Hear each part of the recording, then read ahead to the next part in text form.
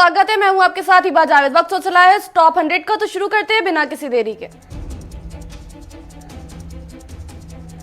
कांग्रेस नेता राहुल गांधी आज असम के दौरे पर है। असम के द्रिबुक में राहुल गांधी ने कॉलेज स्टूडेंट से बात की। दूसरी ओर बंगाल में आज ममता बनर्जी की 3 सभाएं होनी है। ममता बनर्जी आज एग्रा, पदशपुर, तमलुक में चुनावी जनसभा को संबोधित करेंगी। बंगाल बीजेपी के मैनिफेस्टो 21 मार्च शाम 5 बजे तक रिलीज किया जाएगा। केंद्रीय गृह मंत्री अमित शाह इसे बंगाल में रिलीज करेंगे। चुनाव आयोग आज 5 राज्यों की कानून व्यवस्था की स्थिति पर बैठक कर रही है। बीते दिनों में चुनाव आयोग ने बंगाल, तमिलनाडु में कई अफसरों को तबादला किया था।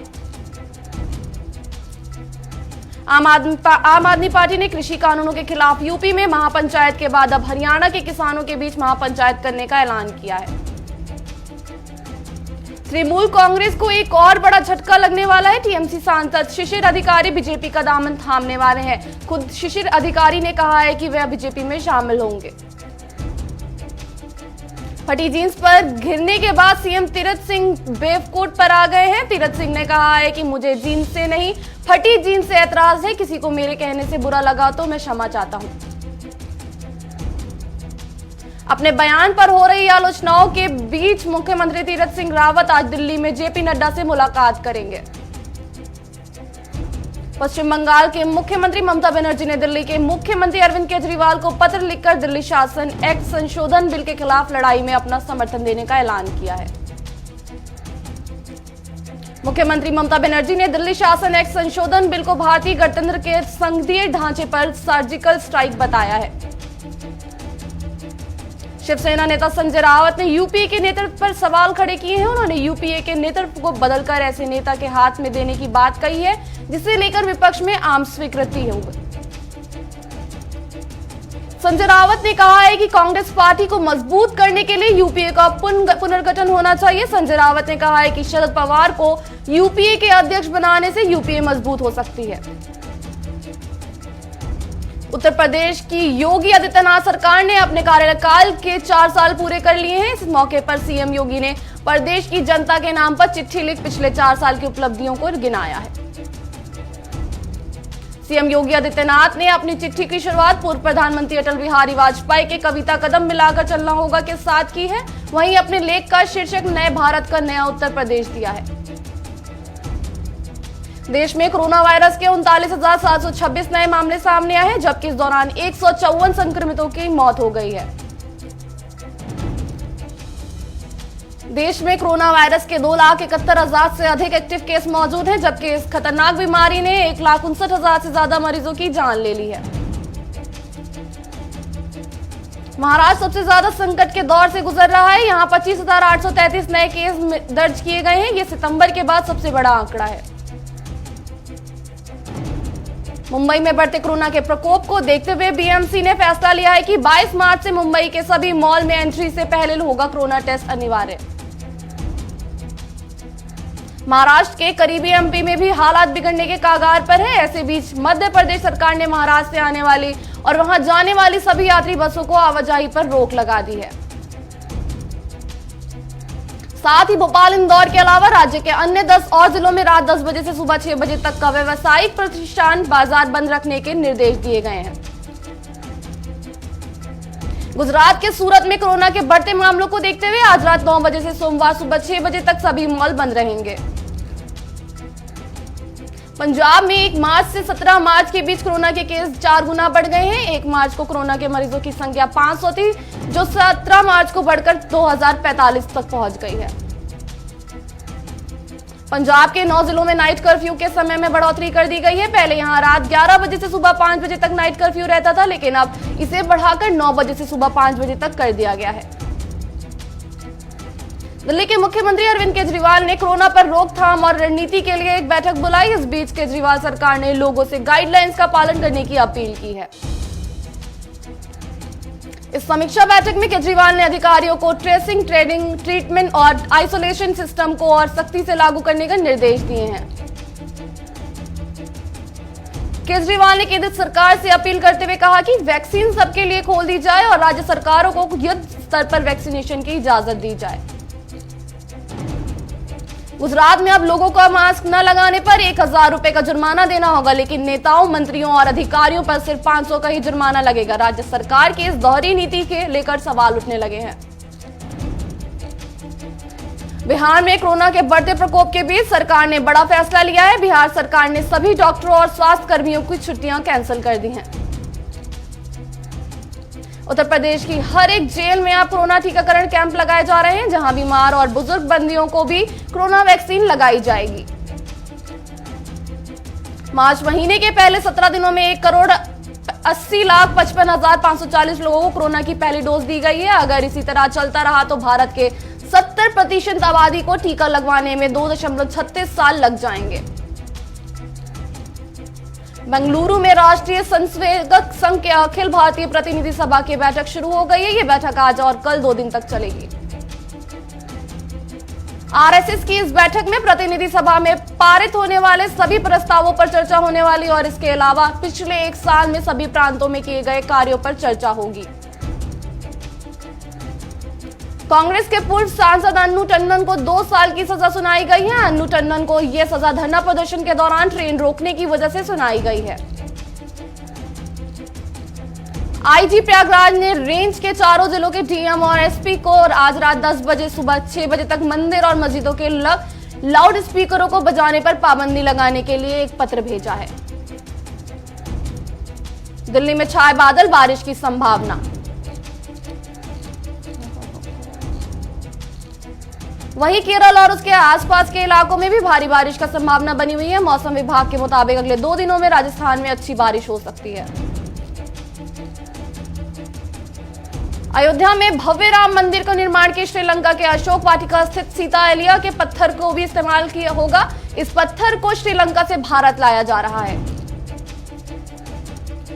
दिल्ली पुलिस की स्पेशल सेल ने मजनू के टीला इलाके से 2 ड्रग्स तस्करों को गिरफ्तार किया है। पुलिस ने उनको कब्जे को करीब 60 करोड़ रुपए कीमत को हेरोइन बरामद की है।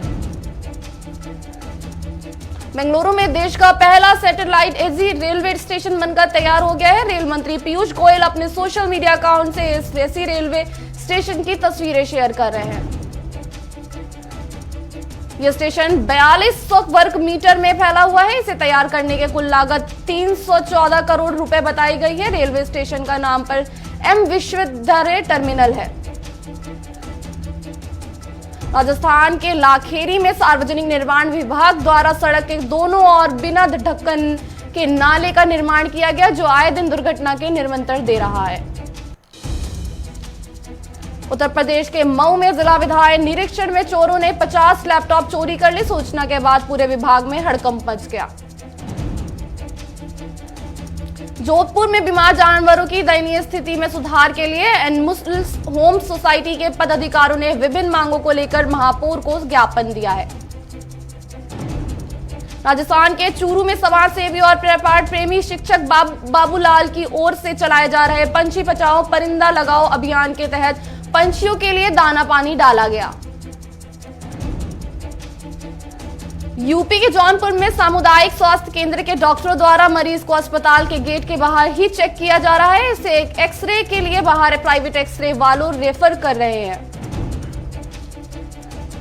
हरियाणा के मुख्य सचिव विजय वर्धन ने वीडियो कॉन्फ्रेंसिंग के माध्यम से अधिकारियों से समीक्षा बैठक की और जल दिवस के अवसर पर 22 मार्च से आरंभ किए जा रहे देशव्यापी अभियान की कार्य योजना तैयार की। हरियाणा के रमलखा में विधायक धर्म सिंह चौक्कर के ठिकानों पर ईडी और इनकम टैक्स की छापेमारी लगभग 27 घंटे तक जारी रही। हरियाणा के नरेला में उप मुख्यमंत्री दुष्यंत चौटाला ने होली मिलन समारोह के विरोध को लेकर किसान संघर्ष समिति के सदस्य ने कहा कि दुष्यंत चौटाला की कार्यक्रम आयोजित नहीं होने देंगे। हिमाचल प्रदेश के सोलन में कोरोना के बढ़ते मामलों को लेकर जिला प्रशासन अलर्ट पर है। बसों में 5 से अधिक बिना मास्क के सवारियों से मिलने पर बस हो सकती है। यूपी के सिद्धार्थनगर में सिद्धार्थ विश्वविद्यालय कपिल वस्तु में चतुर्दिशाक्षण समारोह मनाया गया। समारोह में 34 विद्यार्थियों को स्वर्ण पदक देकर सम्मानित किया गया। यूपी के हमीरपुर में एक अज्ञात युवक के शव मिलने से स्थानीय लोगों में हड़कंप मच गया। पुलिस ने शव को पोस्टमार्टम के लिए भेज दिया है। राजस्थान के भीनमार में ब्राह्मण स्वर्णकर समाज द्वारा 50 कुन्नीय सतचंडी महायज्ञ को आयोजित हुआ, जिसमें श्रद्धालु जमकर झूमे।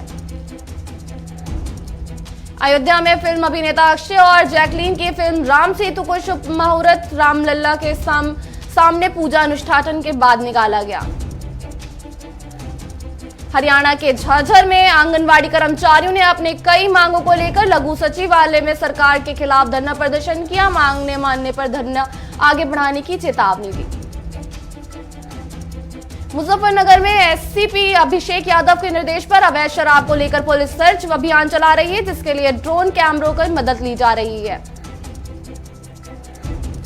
राजस्थान के चूरू में प्रदेश कांग्रेस कमेटी सदस्यों और नगर परिषद के कांग्रेस कार्यकर्ताओं की बैठक को संबोधित करते हुए कहा, मोदी सरकार के खिलाफ अब कांग्रेस से जन के सीधा संघर्ष करना पड़ेगा, इसलिए सभी कार्यकर्ता इसके लिए तैयार रहें। गुरुग्राम में नगर निगम के संयुक्त आयुक्त ने जमीन पर गंदगी और मलबा डालने जाने को लेकर सख्त कार्रवाई करते हुए गंदगी डालने वालों पर जुर्माना लगाने के आदेश दिए हैं। मुजफ्फरनगर में योगी सरकार के 4 साल में हुए विकास को लेकर तमाम योजनाएं को लेकर आगामी 6 दिनों के तक सरकार की योजनाओं का प्रचार प्रसार कार्यक्रम चलेगा। मध्य प्रदेश के बालाघाट में एक युवक द्वारा दिव्यांग के साथ मारपीट पर पत्नी को बेअदब करने के मामला सामने आया है। पुलिस मामला दर्ज कर रही है। हरियाणा सरकार द्वारा विधानसभा में पास किए गए संपत्ति क्षति वसूली विधेयक के पूर्व मुख्यमंत्री और नेता प्रतिपक्ष भूपेंद्र सिंह हुड्डा विधानसभा में विधेयक को जमकर विरोध किया। लखनऊ में मोती नगर चौकी के सामने बने ठेके पर रात 10 बजे के बाद भी धड़ल्ले से अवैध रूप में शराब बिक रही है। यूपी के देवरिया में कार के जोरदार टक्कर के बावजूद बच्चा सुरक्षित बच गया। हादसे में बच्चे को मामूली चोट आई है। यूपी के पीलीभीत में तहसील अधिकारियों को हैरत अंगेज कारनामा देखने को मिला, जहां मृतक के नाम पर अधिकारियों ने मिट्टी रॉयल्टी पे परमिशन दे दी। हरियाणा के पानीपत में पुलिस की अनुमति के बगैर ऑटो सड़कों पर नहीं दौड़ पाएंगे, इसलिए पुलिस विभाग ऑटो रिक्शा चालकों को आई कार्ड जारी करेगा। यूपी के रामपुर में पुलिस लाइन के सामने बाग में भीषण आग लग गई। सूचना पर मौके पर पहुंची दमकल की गाड़ी ने आग पर काबू पाया। राजस्थान के सरदार शहर में एनएसयूआई संगठन के कार्यकर्ताओं ने मुख्यमंत्री के नाम उपगठन अधिकारी को ज्ञापन सौंपकर एनएसयूआई जिला अध्यक्ष को झूठे मामले में फंसाने का आरोप लगाया है। पानीपत में ऑनलाइन ठगी के मामले लगातार बढ़ते जा रहे हैं, जिसको लेकर प्रशासन लोगों के बैंक खाते की जानकारी किसी के साथ साझा न करने की अपील कर रही है। हरियाणा विधानसभा के बजट सत्र के दौरान 2 विधायकों डॉक्टर अभय सिंह यादव और वरुण चौधरी के श्रेष्ठ विधायक पुरस्कार से सम्मानित किया गया। यूपी के गौतम बुद्ध नगर में डीएमआईसी के प्रभावित किसानों ने तिरंगा यात्रा निकाली और बड़ी संख्या में किसान ट्रैक्टर लेकर प्राधिकार के दफ्तर पहुंचे। हरियाणा के पानीपत में संदिग्ध परिस्थितियों में एक युवक की मौत हो गई। परिजनों के साथी पर हत्या का आरोप लगाए हैं। सेंसेक्स 65 अंकों की मामूली गिरावट के साथ 39,148.75 पर कारोबार कर रहा है। वहीं निफ्टी 25 अंकों की गिरावट के साथ 14,531.95 पर कारोबार कर रहा है। पेट्रोल डीजल की कीमतों में लगातार 20वें दिन कोई इजाफा नहीं हुआ है। दिल्ली में पेट्रोल 79.17 रुपए और डीजल 81 रुपए प्रति लीटर बिक रहा है। भारतीय शेयर बाजार की ब्रोकरेज इंडस्ट्री अब बदल रही है। ये परसेंटेज वाले बिजनेस से अब फ्लैट ब्रोकरेज और सब्सक्रिप्शन आधारित मॉडल पर जा रही है। एम्प्लॉयज के इंडिया इंक दफ्तर बुलाना चाहती है और कुछ कंपनियां होम ऑफिस आकर काम करवाना चाहती हैं। एक हालिया सर्वे के मुताबिक 70% कंपनियां कोविड के बाद वर्क फ्रॉम होम चालू रखने के मूड में नहीं है। यह सर्वे एम्प्लॉयमेंट वेबसाइट इंडियन ने 1200 एम्प्लॉय के और 600 एम्प्लॉयर पर किया था। Online travel company easy trip planner का शेयर 13.5% प्रीमियम पर लिस्ट हुआ है। दरअसल गिरते बाजार में शेयर ने विनिवेशकों को अच्छा रिटर्न दिया है। आपको बता दें कि एनएसई पर शेयर की 13.50% प्रीमियम के साथ 212.25 रुपए के भाव पर लिस्ट हुआ, जबकि इश्यू प्राइस 165 रुपए था। साल भर में घरों की कीमतों में भारी कमी आई है। अब होम लोन के ब्याज दर भी 10 साल के निचले स्तर पर पहुंच गई है। साइबर अटैक के हमलों में हैक होने वाले इंडियन वेबसाइट की संख्या पिछले 3 साल से लगातार बढ़ रही है। दरअसल पिछले साल 2600 से ज्यादा वेबसाइट हैक हुई थी। IRDAI ने हेल्थ इंश्योरेंस को लेकर नए निर्देश दिए हैं। IRDAI ने बीमा कंपनियों से कहा है कि वे मौजूदा हेल्थ इंश्योरेंस में ऐसा कोई बदलाव न करें जिससे पॉलिसी होल्डर्स के प्रीमियम में बढ़ोतरी हो। दुनिया में कोरोना के कुल मरीजों की संख्या 12 करोड़ के पार पहुंच गई है। अभी यह आंकड़ा 12.23 करोड़ से ज्यादा है और 27,02,000 से ज्यादा ने वायरस से अपनी जान गंवा दी है। फ्रांस में कोरोना की तीसरी लहर की वजह से राजधानी पेरिस में 1 महीने का लॉकडाउन लगा दिया गया है। पेरिस के साथ देश के 15 अन्य इलाकों में भी लॉकडाउन किया जा रहा है। फ्रांस के प्रधानमंत्री जीन कैस्टेक्स ने कहा है कि यह लॉकडाउन पहले के लॉकडाउन की तरह सख्त पाबंदियों वाला नहीं होगा। यूरोपियन मेडिसिन एजेंसी की क्लीन चिट के बाद यूरोपियन देश जल्द ही एस्ट्राजेनेका ऑक्सफोर्ड के कोरोना वैक्सीन के वैक्सीनेशन शुरू करने की तैयारी में है।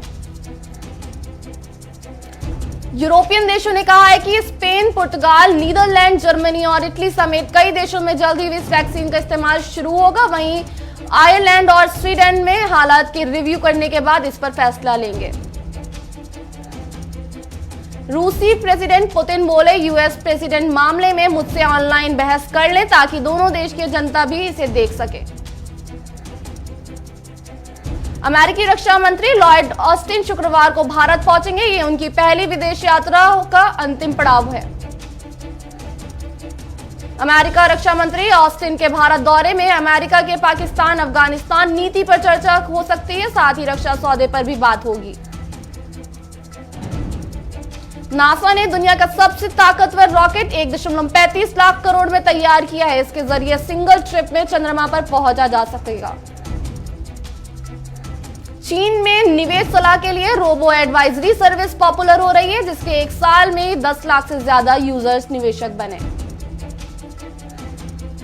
कपिल शर्मा के शो की वापसी में देरी हुई। दरअसल चाइना अब जुलाई में शो को रीलॉन्च करने की प्लानिंग में जुटा है। जॉन अब्राहम ने अपनी फिल्म सत्यमेव जयते 2 का नया पोस्टर साझा किया है, जिसके बाद कहा जा रहा है कि फिल्म में उनका डबल रोल होगा।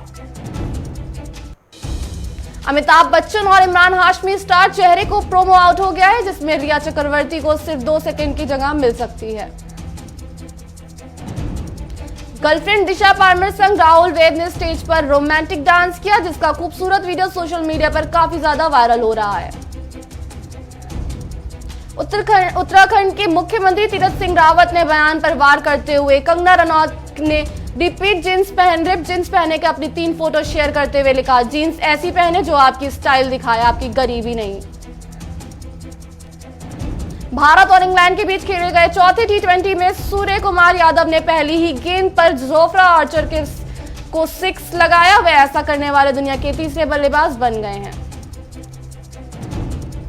टीम इंडिया के चौथे T20 मैच में इंग्लैंड को 8 रन से हरा दिया। भारत का ये जीत इस सीरीज की सबसे खास जीत है।